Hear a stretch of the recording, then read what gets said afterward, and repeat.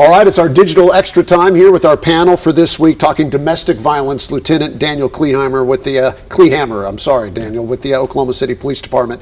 Christy Chandler with us as well, the CEO of the Oklahoma City YWCA. Christy, we were just talking Domestic Violence Awareness Month and the importance of a community coming together and addressing a topic as a whole. It can't just be individual people. It just can't be you two. You know, it's going to take a village in this case. That's right. One agency alone cannot stop or prevent domestic violence.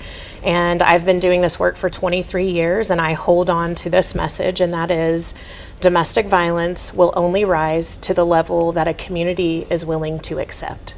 And we can do more. We must do more. And I think it's important that people understand the absolute risk that domestic violence is to our community, to our next generations, and we need to be thinking about how do we protect future Oklahomans from domestic violence. Can I ask you about risk factors and for ways for people who have loved ones and perhaps they're concerned about them. They don't want them to be in a relationship like that. When my daughter grows up, like what are things that people can look for to be able to see signs? And maybe not even externally, but also within your own relationship. Yes, Lieutenant and I were just talking about how a lot of the domestic violence that we see doesn't come with signs. It doesn't come with outward physical marks. We're talking about control, we're talking about domination, we're talking about threatening behavior. So one of the things that I like to point out to people is, is there isolation?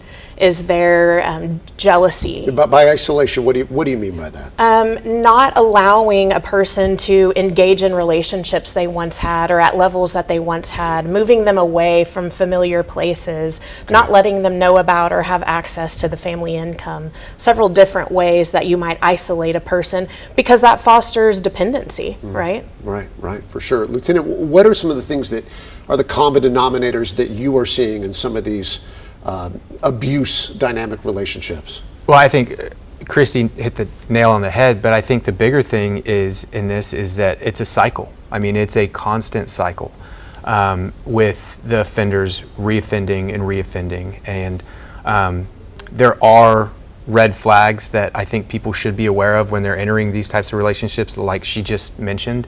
And once as a police department, obviously we can't take any action until a crime has occurred, right? But that's where Palomar comes in, and agencies like the YWCA, where somebody might be in one of these relationships that are kind of building up to that, the isolation, the controlling behavior, and coming to an agency like YWCA or Palomar, they can receive services. And then as a department, as investigators, that's when we can investigate the actual crimes when they occur. But the biggest thing is prevention and education, because like she said, we can't arrest our way out of this. It really is through education and resources and preventing this type of intimate partner violence. In Elisa's story, one of those victims, the woman who was shot multiple times by her ex-partner, she talked about she would like to see a 72-hour hold be put on something before an abuse suspect in this case, obviously not convicted yet, but would be able to post bond in one of these cases. Is that realistic, and is that something, because the idea being that the victim would then have time to remove herself from this situation and perhaps put some more space. Would that be helpful, do you think? I always value listening to the voices of survivors, right. And I think our best ideas come from people with lived experiences. I think there's really something to consider when victims have an opportunity to make an escape plan, to link into victim resources, to make sure that they are thinking through their next steps, because every decision that a victim makes comes with a cost. And so more time away and being able to have an opportunity to escape is very important in these situations. Yeah, Lieutenant, I'm sure you've had many conversations with abuse victims, and they're scared, I'm sure, when they're having these conversations. What are they most afraid of because obviously you're involved, so this person's come to you asking for help. Right. I mean, I think that the biggest fear that most domestic violence victims have is the fear of it's just going to get worse as soon as this offender gets back out of the county jail or prison or anything like that. Like I called you, but he's going with you right now, but he's not going to be staying with you. Exactly, and that's where a lot of the gap ends up becoming, because oftentimes victims are more than cooperative the night that uniformed police officers show up and make an arrest. Where it becomes really challenging as an investigator is once that person has been removed once the offender's been removed, and maybe the victim's gone over and stayed with a friend, and maybe he's called her from jail a few times and apologized, and baby, I love you, we're gonna fix this. Right. That's when we really see the drop in cooperation from a victim, which obviously has negative outcomes for our investigations. But I would say the biggest fear is the fear of retaliation that the victims face. Right. So, Is there, do you guys get together, not the two of you specifically, but does YWCA get together with police, prosecutors? Do you have conversations often? Because I know Very often. you're working the same thing, but I know you're coming at it from different angles sometimes. We are. You know, we need one another.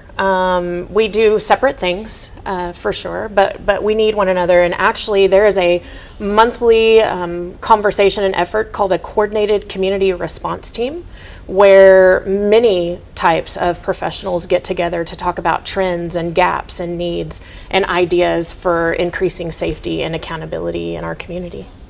So let's wrap up this conversation by just saying, what is something that we can be doing right now that could have a positive impact? I know that this is not going away. You know, we're human beings, and there's there's things that happen. But what is something that we can do right now that could really make a change? Lieutenant, I'll start with you. well, I mean, I think you're doing it. I think you're bringing light to an issue that people might know about, but they don't really talk about it. They don't really explore it. So just putting a spotlight on it and providing people with information that there are resources out there. There are people out there that want to help. So I think by continuing education and continuing to put a spotlight on stories like you have, I think that's the best place to start. Christy, what do you think? Let's do more. Let's protect Oklahomans. There is no funding for prevention for domestic violence. It's all intervention. And there is no funding to help people who are making the choice to be violent and abusive. And so we need to fund supportive efforts to really address this issue. All right. Thanks so much to the both of you. Thank We you. appreciate it.